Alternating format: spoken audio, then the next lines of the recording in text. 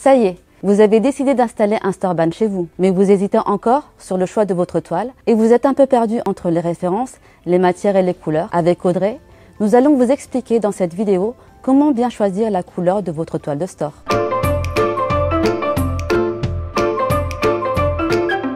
Le premier critère est celui de l'exposition.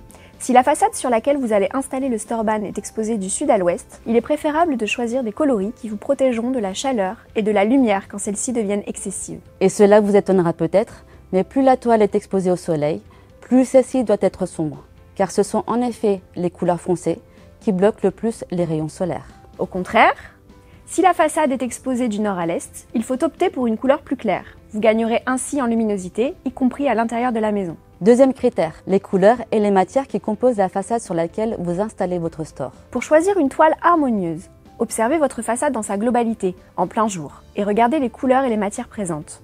Sur la façade en elle-même, mais aussi sur les volets, les bâtis de fenêtres et même les tuiles si celles-ci sont apparentes. Tenez également compte de votre environnement extérieur, comme le jardin, le balcon, la terrasse ou autres bâtiments à proximité. Après avoir observé votre extérieur, plusieurs options s'offrent à vous. Voici un exemple d'une maison en bardage bois noir. Nous avons décidé de jouer le ton sur ton en associant une toile noire carbone à cette façade. Autre exemple, cette maison composée de différents matériaux, de la pierre et un bardage bois couleur noisette associé à des contours de fenêtres anthracite.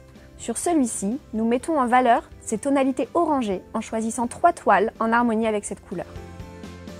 Ici, nous vous présentons une maison traditionnelle en crépi clair blanchi avec des tuiles beige, des contours de fenêtres beige et des volets en terracotta. Cette fois-ci, nous avons pris le parti de coordonner un élément de la maison, les volets, d'où ces deux choix, le premier avec une toile terracotta et le deuxième, une rayure briquet beige. Dernier exemple, cette maison moderne, cubique, associant une façade blanche, des contours anthracite et un bardage bois. Nous avons fait le choix de vous proposer différents verres pour créer le contraste. La toile délimite ainsi un espace défini dans l'environnement. Votre store peut être aussi vu comme la prolongation de votre intérieur. Vous pouvez alors choisir la couleur du store en fonction de cet espace. Comme pour l'extérieur, commencez par observer votre intérieur. Les matières et les couleurs du sol, des murs, du mobilier.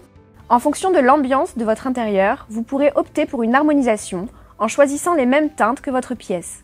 Ou bien choisir de délimiter l'espace sous le store avec une couleur plus tranchée. Troisième critère, la luminosité souhaitée, car vous allez aussi vivre sous la toile.